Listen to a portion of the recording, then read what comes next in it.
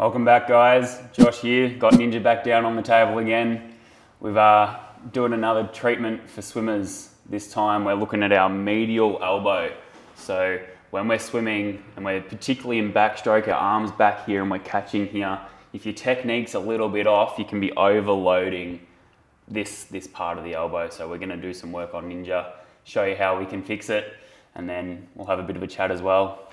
While we're doing it? While we're doing it. Cool. Alrighty, so. Fix me. This part of the elbow, we've got all our flexors and stuff. So all the muscles that, create that grip strength, and, that's important for all forms of people really, not just swimmers, but everyone. So if you're on the tools, if you're a tradie, if you're playing a lot of tennis, they call it, tennis or golfer's elbow. This one's golfer's elbow because it's on the inside. Tennis is more lateral. But for anyone who's using their forearms, they're gonna need some of this work. I think Farnsey did a video even on this for musicians as well. So I've got no wax on my hands, going just nice and slow, trying to find that connection, using this broad palm right onto where those muscles come in and attach. Not doing anything overbearing, but just nice and slow, getting that connection through that fascia. How's that feel, Ninj? Yeah, really good, man. Really good. Yeah, it just feels good to have it so slow because it kind of gives you that time to receive. There's no shocks, and it's sort of and it's sinking in as well is a really good point to make. But yeah, I feel like it's getting into some really good stuff just there.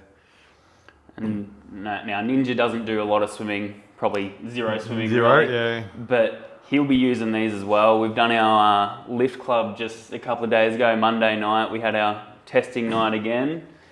And, with our heavy deadlifts, you've got to grip that bar pretty strong, otherwise it's not coming up. So, and tell you what, you did some pretty heavy lifting. What was it, 190? 190, yeah.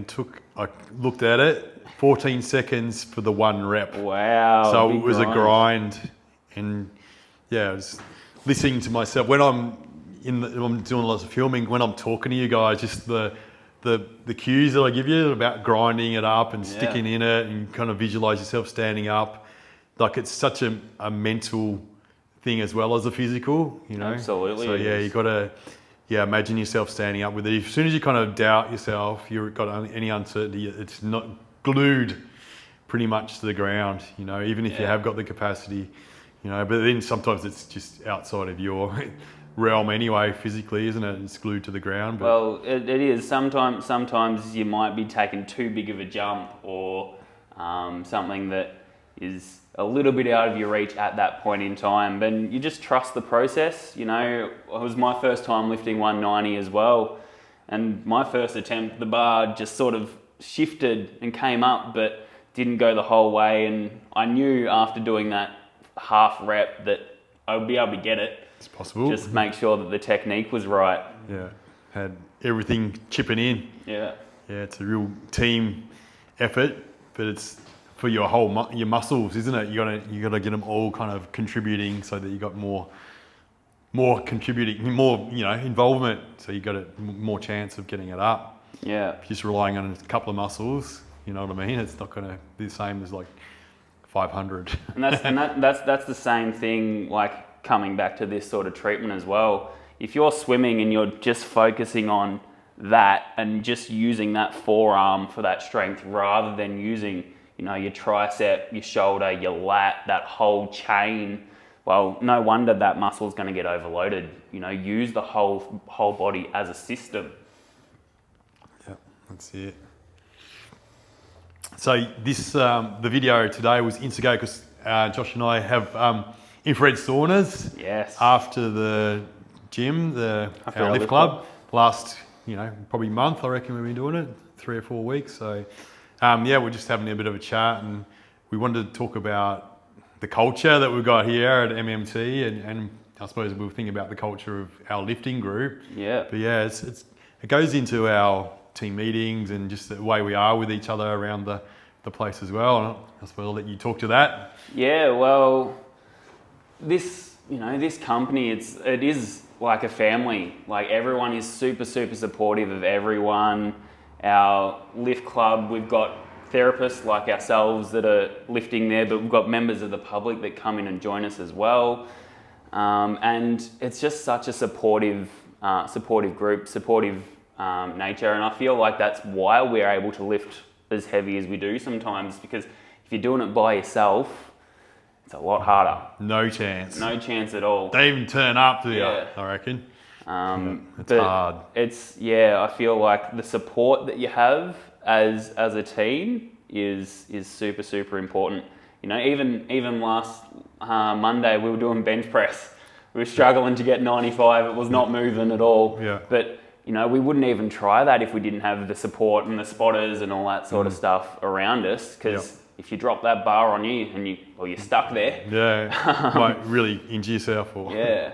So it's important to have that support as well. But you know, this company, in my 1 year that I've been here already, it's gone by pretty quick. But my 1 year that I've been here, it's just something that grows with you.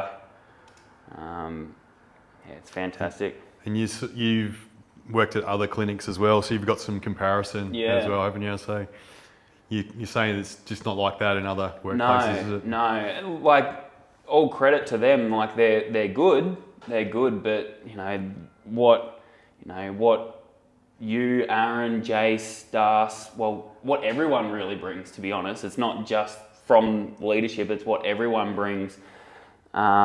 Makes a big difference. Is massive.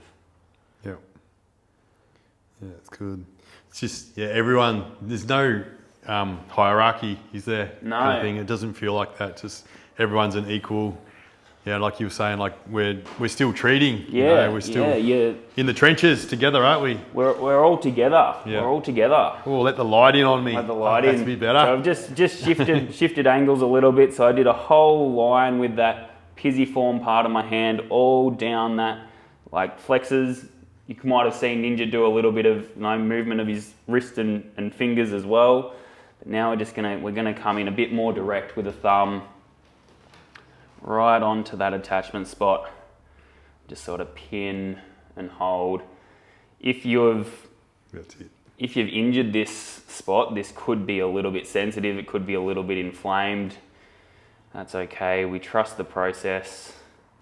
Sink in slowly. Don't do anything too sinister, but do some good work as well. But yeah, you were talking back onto that culture. Yeah, it's just something that with you guys being practitioners and in the room next to us, basically when we're treating, it's something that not other clinics don't have that. That's it. I think the thing with culture too, you can't just say, "Oh, we're going to have culture." No. You know what I mean? And then it's just there. It's years and years and years in the making, and we've kind of set some standards. What we're about.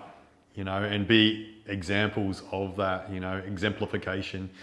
Like, I love the line, "Be the change you want to see in the world." Yeah. It's sort of, that's the best thing you can possibly do, is be an example of, we believe in, being strong, being healthy, clearing our blocks out on a physical level, but also kind of sometimes it's emotional or mental kind of blocks that we have. And if we kind of clear them out, we're a better version of ourselves, because we're facing the challenges, the obstacles that come up, because no one is immune of obstacles and challenges and shit. No. Everybody's going to get a dose of it, and it's how you respond to the challenges that matters, So, so a lot of people can, curl up and be a victim and not try and kind of take it as a sign of, it's the wrong path. But others can say, "No, I'm going to work through this," and that's where the growth and the resilience happens, and that's what's inspiring. That's what's inspiring. Like, you're not inspired by people that haven't faced any adversity, and just at home and don't get any sunlight and don't, or what, whatever. I'm just trying to make up a magical person, mythical person, but these people exist. I want to be inspiring to people, and be a leader by example. Yeah. I think that's a really important way to be. But that's the other thing. You're in the trenches with us as well. Like it's not like you're a war general, but you're sitting in the office. In the office, you're actually in the trenches with us as well, and that's something that makes it a big difference as well. Yeah. We do fortnightly workshops. We had one just this morning as well. No other business does that. Yeah. No other business does that. Yeah. Yeah, continually striving, aren't we, to be better? And but being around each other, I think that's where the real gold is, isn't it? It's like, catching up regularly, turning up for not just yourself, but for each other. Yeah. Yeah, that's where the magic is. Now, you can probably see that there's a little bit of redness. I've sort of done a bit more of a drag, but we're like coming along that line there, a bit more of that almost pronated teres line. So that muscle that makes you rotate that forearm that way. Getting right onto that attachment. I feel like I've just fallen off it a little bit there, but then we can come in almost on the other side of that bone as well and pin right into there. How we feeling there, mate? Yeah. It's not too bad, yeah. Not too bad. Yeah, when you were kind of a little bit more on top, that's where I could really sense that you're trying to feel therapeutic. Yeah. Now you're onto something actually. Yeah, there's something it's there. Feeling therapeutic. Again, it's like taking some time to sink in and find something else as well. We're not rushing. We're not doing 100 strokes. We're doing one, and we're doing it well, or pinning and holding.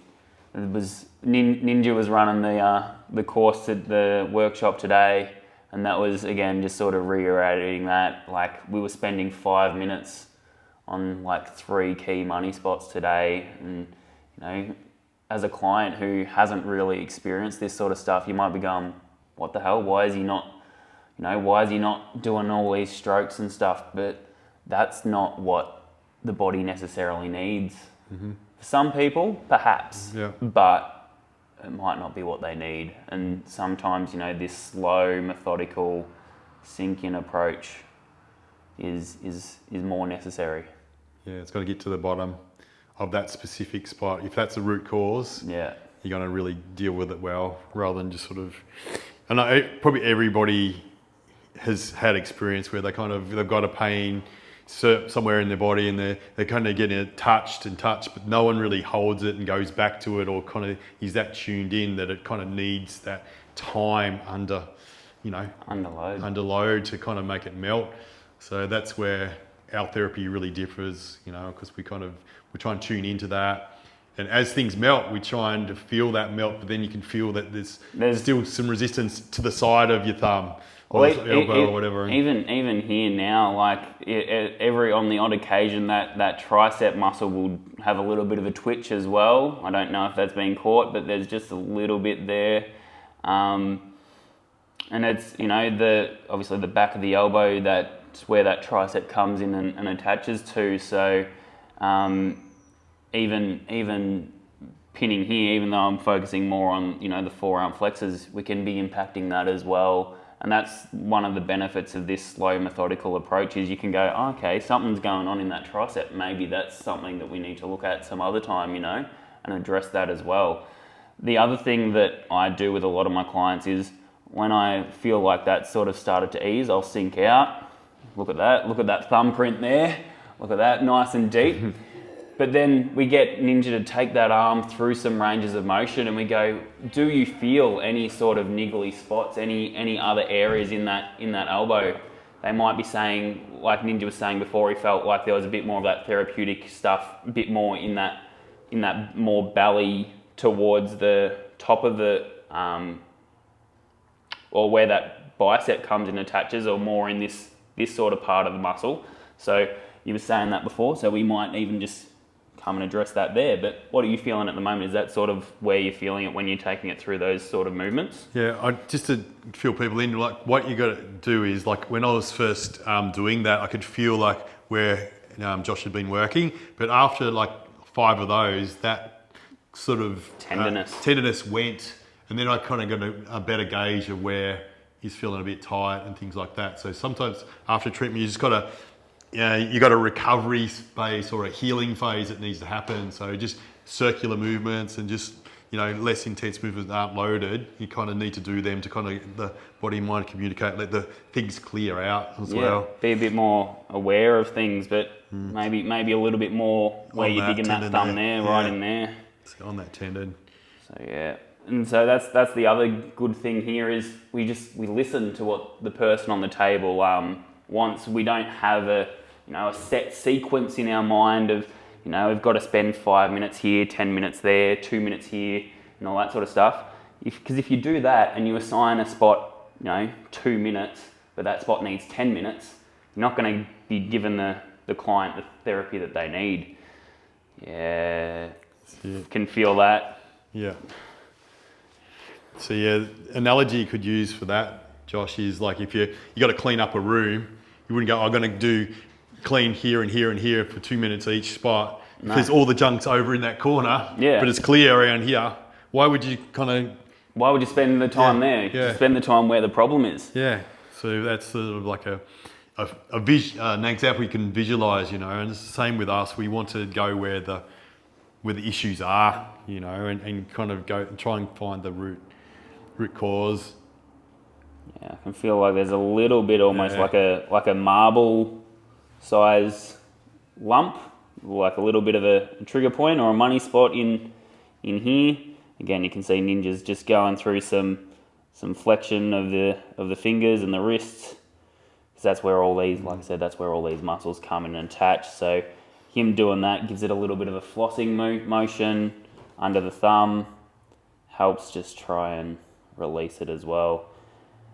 And like that movement's just coming organically to him. It's his body's saying, I need to move this. I need to make that change. Yeah, I thought it'd be that way, but it's when I do that, it's more. When I do that, it really helps the treatment out. More that pronation. So yeah, that might be that pronator teres, that muscle that comes in across here and attaches to the radius and does that movement. That might be that one spot that needs it. But until Ninja's gone through those movements, he doesn't really know that that's the cause until he's explored it himself as well.